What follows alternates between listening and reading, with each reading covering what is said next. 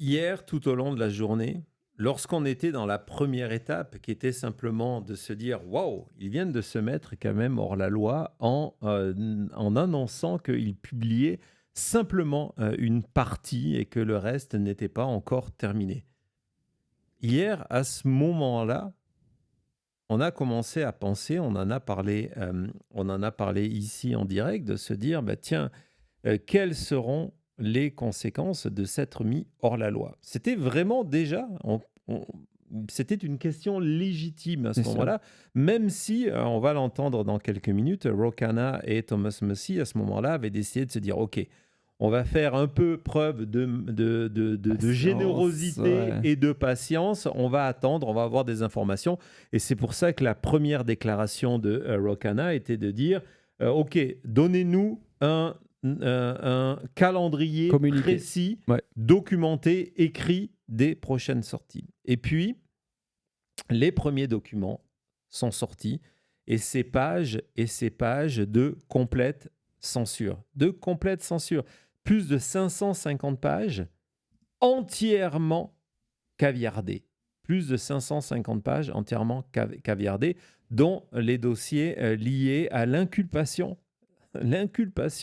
de Jeffrey Epstein. Ce qui a d'ailleurs déclenché ce titre extraordinaire qui est pour moi le meilleur titre, c'est The Atlantic encore, hein, donc regardez, c'est The Most Administration Ever.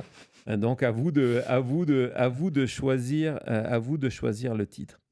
Et dans ces analyses-là, dans ces questions que l'on s'est posées sur quelles seront les conséquences, ne jamais oublier, c'était le rappel d'ailleurs de Thomas Massie, avant même, et de Ro Khanna, avant même la journée d'hier, c'est-à-dire, attendons, c'est pas une demande du Congrès qui Mmh. disparaît une fois que le Congrès change de majorité, c'est une loi avec des conséquences juridiques donc et des conséquences légales, hein, avec la possibilité d'utiliser tout un arsenal. Et là, on s'est dit oui, mais bon, il va falloir attendre que en 2026, au minimum, les démocrates reprennent la majorité parce que Donald Trump aujourd'hui contrôle le Sénat, la Chambre des représentants et la Cour suprême.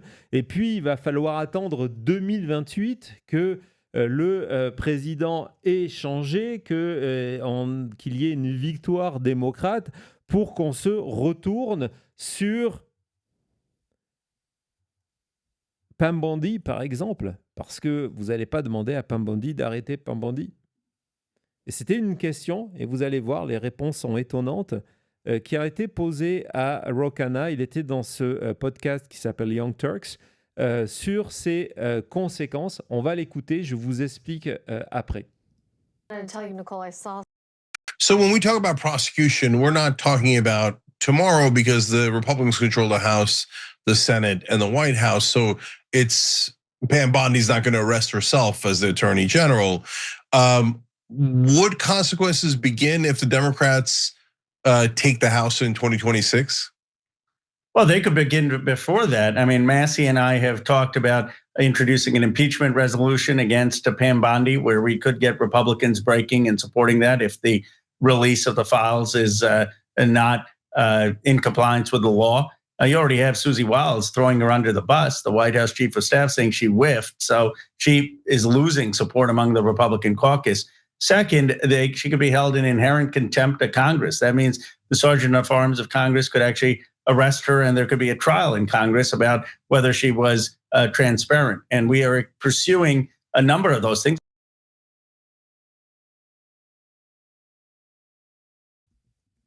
Donc c'était intéressant, je vous passe ça de manière chronologique, c'était avant.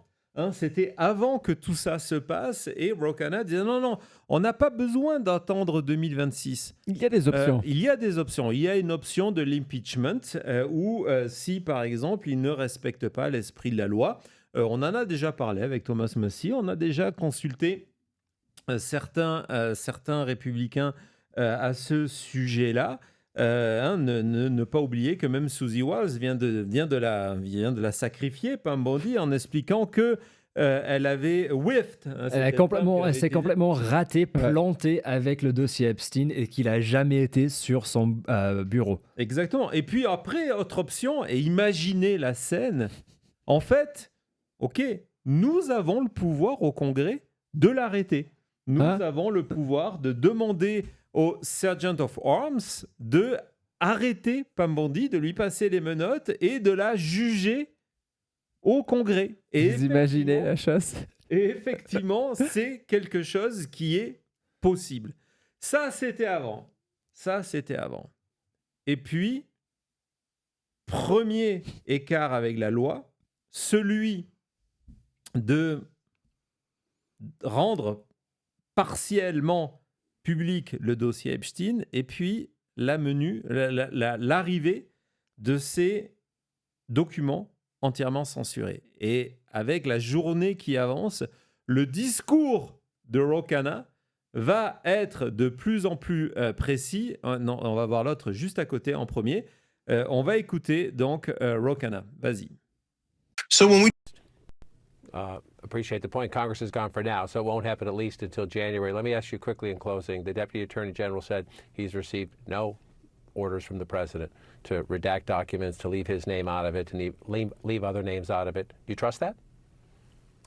Well, I don't know what the President has said, but what I do know is that his production violates the spirit of the law, and it violates the letter of the law, and it's a slap in the face of survivors.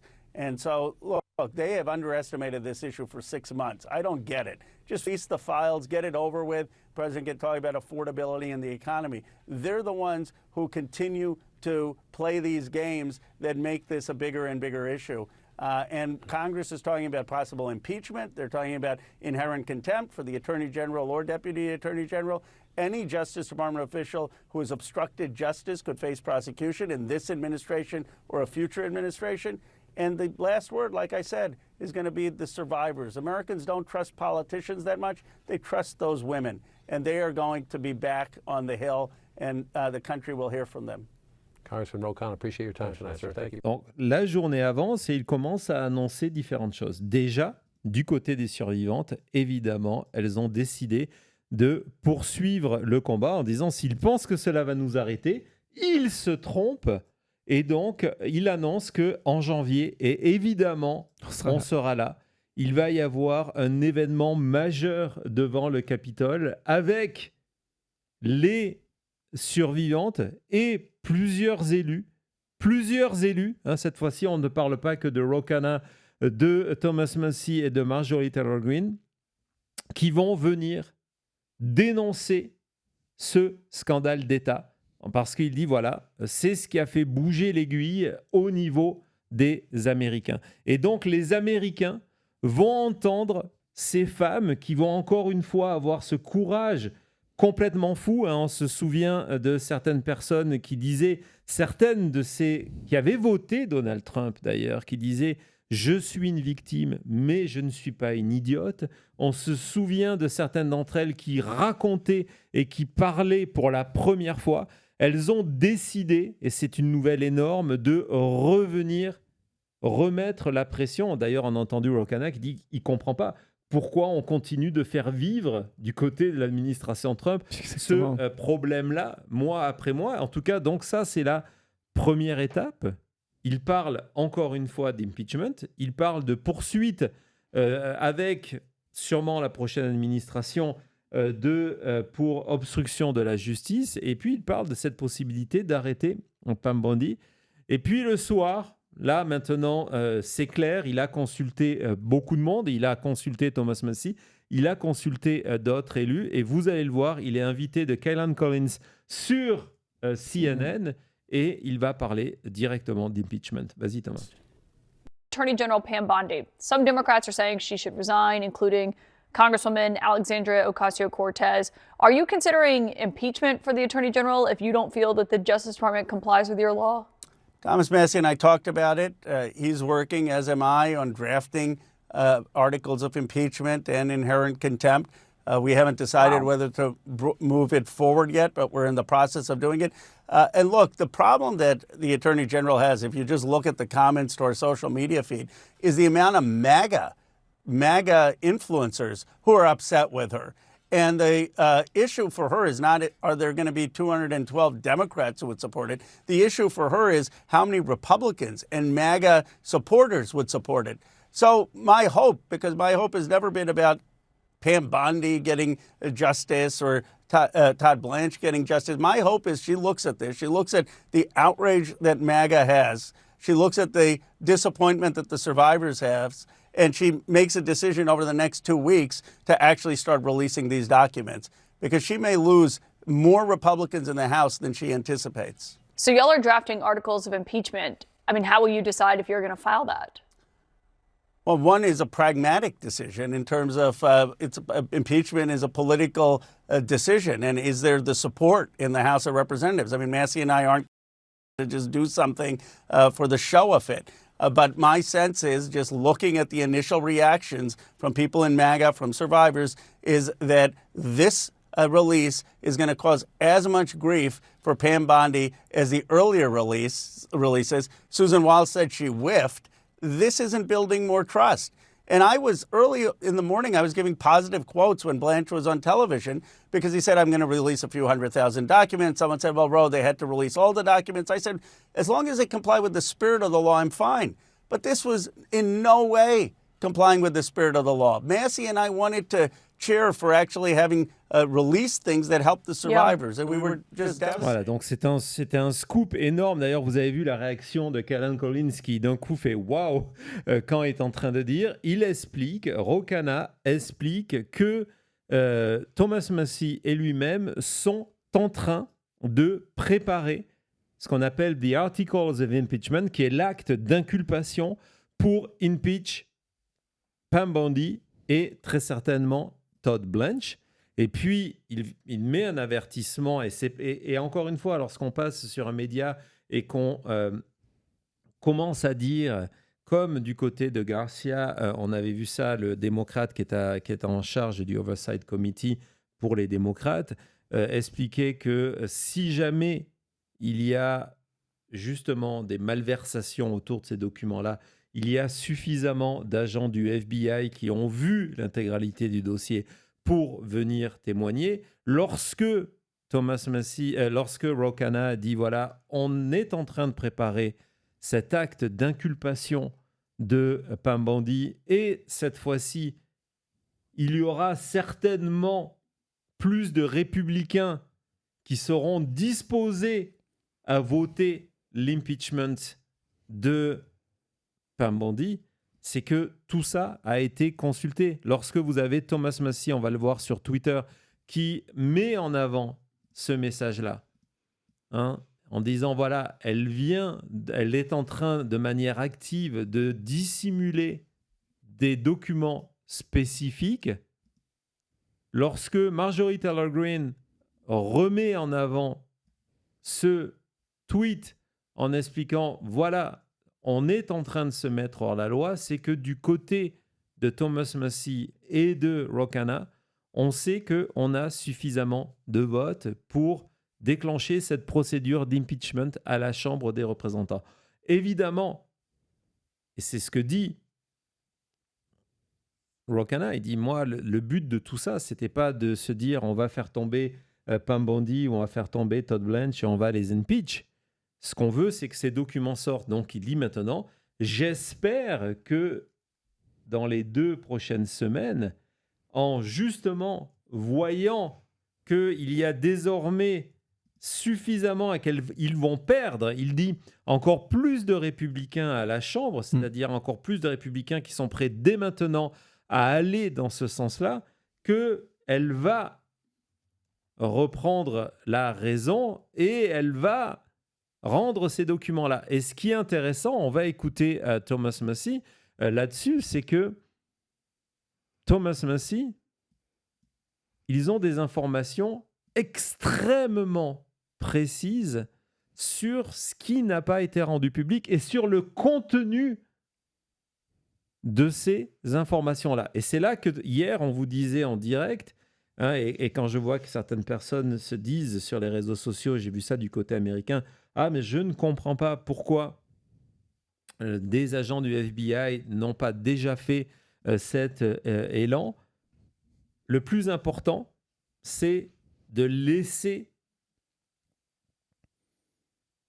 votre adversaire politique, on est en politique pure et dure, de commettre la faute, de dire voilà, maintenant nous sommes dans un schéma où il y a obstruction de la justice, dans un schéma où il peut y avoir une arrestation, dans un schéma où il peut y avoir un impeachment.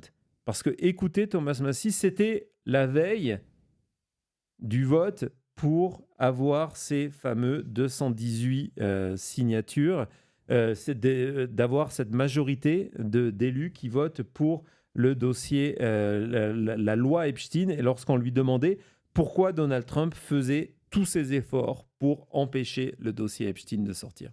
Attorney General Pam Bondi. Why do you think he is working so hard not to get them released for so many months? What do you think the real reason is? These files implicate billionaires and friends of his and political donors that he's trying to protect. And Epstein also had close ties to our own intelligence agencies and Israel's intelligence agencies. That's why there's so much effort in trying to stop this. And I do believe they'll try to stop it somewhere else. And that's going to backfire on them too. Alors, ce qui est intéressant, c'est que sa conclusion, c'était il y a 2 mois de ça. Hein. Il disait, voilà, il estimait qu'eux allaient réussir. Il savait qu'ils allaient avoir ces 218 signatures.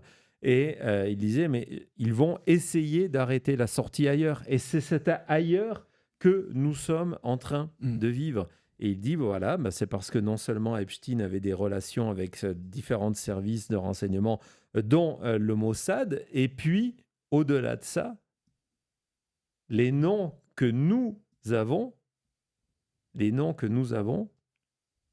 ce sont des milliardaires, ce sont des gens qui soutiennent financièrement Donald Trump depuis des années. Et ce que moi je rajoute, c'est que Donald Trump a eu un meilleur ami dans sa vie, c'est Jeffrey Epstein.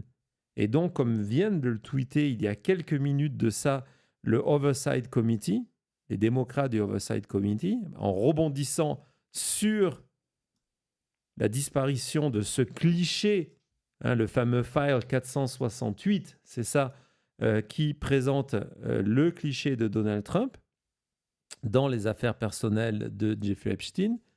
Voilà, ce cliché qui a disparu de la nuit. La conclusion, et c'est notre conclusion, this is a White House cover-up. C'est une manipulation de la Maison-Blanche. C'est un scandale d'État.